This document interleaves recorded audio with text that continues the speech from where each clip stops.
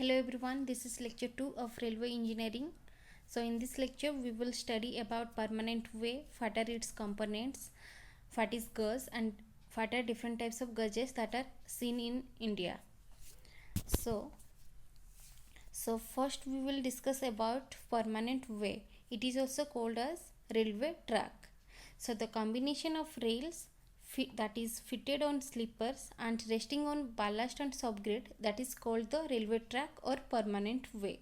So here some terms are coming, that here some terms you can see, that rails, sleepers, ballast, subgrade. Okay, so in this picture you can see this is known as rail.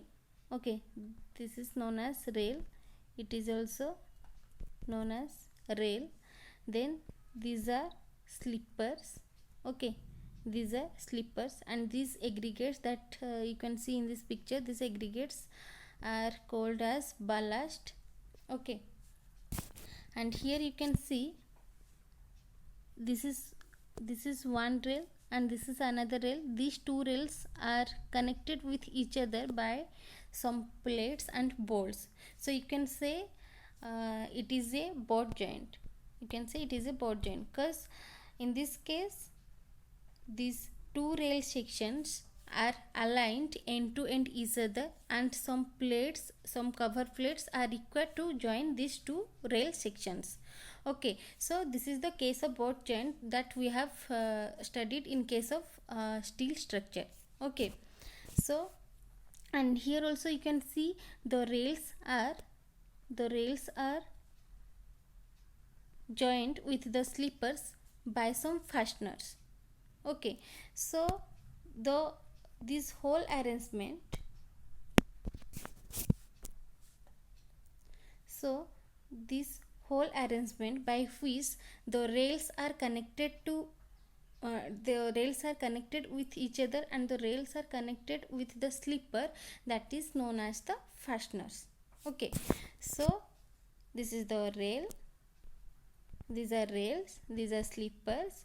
This whole arrangement is the fastener which connect two rails with each other and connect the rail with the sleeper, and this is the ballast. Then another term is the formation or subgrade. Okay, so here you can see this is a cross section of the rail. Okay, this is the cross section of the rail. Here you can see, if we cut at any point in the rail, then the cross section will look like this I type section. Okay, so here you can see this is the rail section, this is the another rail section, and this is the wheel flanges of the train, and this is the sleeper, and these aggregates which are present here, these are ballast. Okay, and below the ballast a prepared ground is present here. Okay, below the ballast a prepared ground is present here. This is known as the formation or subgrade. So this is a cross section of the permanent way or railway track. So in a permanent way, the rails are joined in series by some plates and bolts, and then they are fixed to sleepers by different type of fastenings, and the sleepers are properly spaced over the ballast, and the layer of ballast that is raised on the prepared subgrade, that is called as formation. Okay, so the main purpose of the permanent way is to provide the permanent facility for the safe quick movement of passengers and normal commercial traffic between the starting and destination station. Okay, so rails, sleepers, ballast, fasteners and subgrade, these are components of a railway track or permanent way. So we will study these components, that is rail, sleeper, ballast, subgrade, fasteners. We will study these components of railway track one by one from this lecture onwards. The next is gauge of railway track. So, rail gauge is the distance between the inner sides of two parallel rails that make up a single railway line. So here you can see this is a cross section of one rail and this is the cross section of another rail. So this is the inner face of this rail. Okay, this is the inner face of this rail and this is the inner face of this rail. Okay, so the inner to inner distance, okay, so the inner to inner distance is between two rails is known as the gauge distance. Okay, so here you can see this is the head of rail section, this is the foot of rail section, and this is the wave of rail section. Okay, so here you can see the inner to inner distance of two parallel rails is the gauge distance. So this is the one rail and this is another rail, and this is the inner face of this rail and this is the inner face of this rail, and this gap is known as the gauge distance. Then there are four types of gauges which that are seen in India. Okay, so the first one is broad gauge. Which is 1676 mm. Okay, so here you can see this is the cross section of one rail and this is the another cross section of another rail. Okay, and the inner to inner distance is 1676 mm in case of broad gauge. Then next one is the meter gauge. The distance is 1000 mm. Here you can see the inner to inner distance is 1000 mm in case of meter gauge. The next one is narrow gauge and light gauge. Okay, so these two gauges are also known as narrow gauge.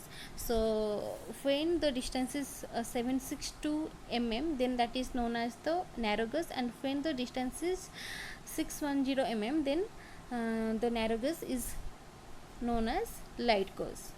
Okay, so here you can see the inner to inner distance between two rail cross sections is 762 mm in case of narrow gauge, and when the distance when this distance is 610 mm, then in that case the narrow gauge is called as light gauge. Okay, so in case of broad gauge, the gauge distance is 1676 mm. Then for the meter gauge, the gauge distance is 1000 mm, and for the narrow gauge the distance is 762 mm, and for the light gauge for the distance is 610 mm. And when the narrow gauge distance is 610 mm, then that narrow gauge is also called as light gauge. So first is broad gauge. Okay, so when the clear horizontal distance between the inner faces of two parallel rails forming a track is 1676 mm, the gauge is called as broad gauge. Okay, so when the inner to inner distance between two parallel rails is 1676 mm, then that gauge is known as broad gauge. And this gauge is also known as the standard gauge of India and is the broadest gauge of the world. Okay, so there are broad gauge, meter gauge, narrow gauge which are seen in India, but among these type of gauges, broad gauge is the standard gauge of India. Okay, so broad gauge is the standard gauge of India and is the broadest gauge of the world. And another thing, here you can see the standard gauge, that is 1435 mm. Okay, so this 1435 mm, this standard gauge is the international standard gauge. Most of the countries of the world have this gauge. Okay, have these gauge. So their standard gauge is 1435 mm, but in case of India, broad gauge is the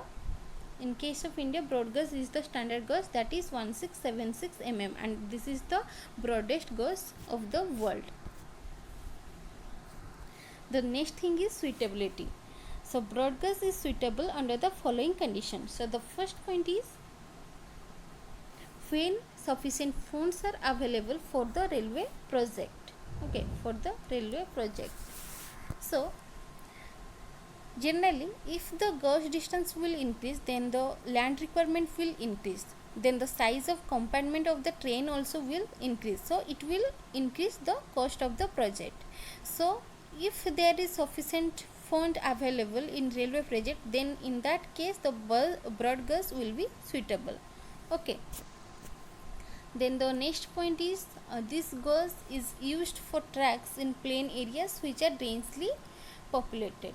So in case of plain areas and the areas where the population is dense, in that places the broad gauge track is used.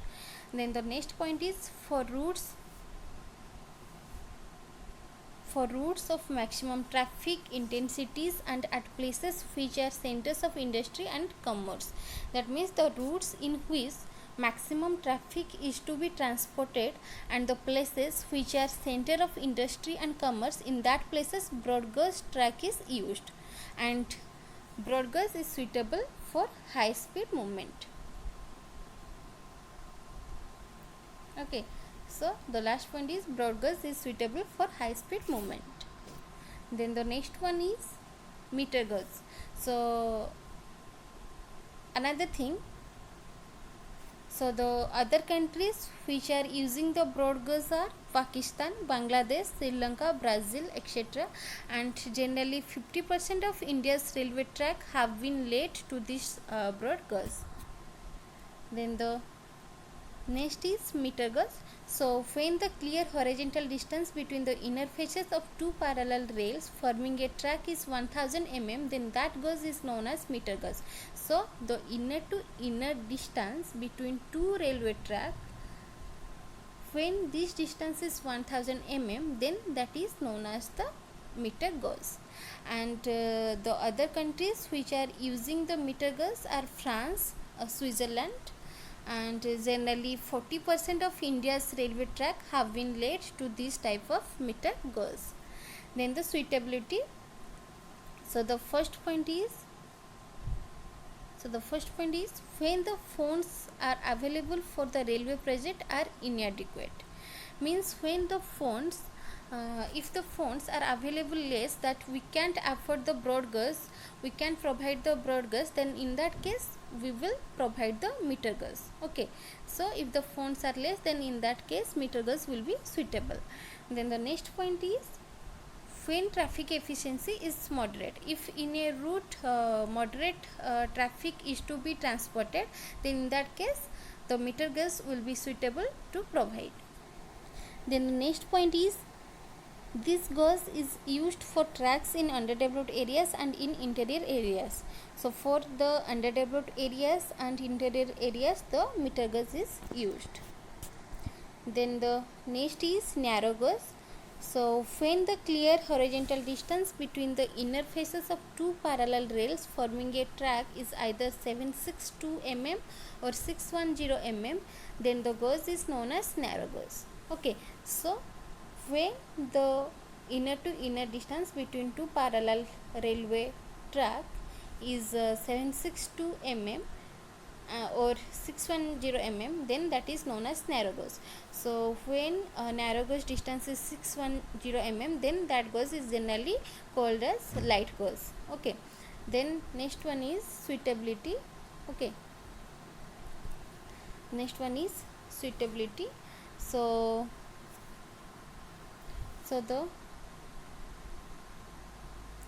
the first point is for low speed movement. So narrow gauge is suitable for low speed movement.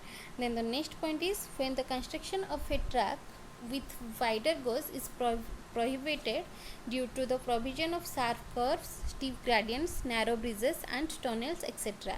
So due to the presence of sharp due to the presence of any sharp curve, steep gradient, narrow bridges or tunnel in a route, then in that case we can't provide the broad gauge, we can't provide the wider gauge. So in that case it is suitable to provide the narrow gauge only. And generally in case of hilly areas and the areas where the population is very thin, in that places the narrow gauge is used.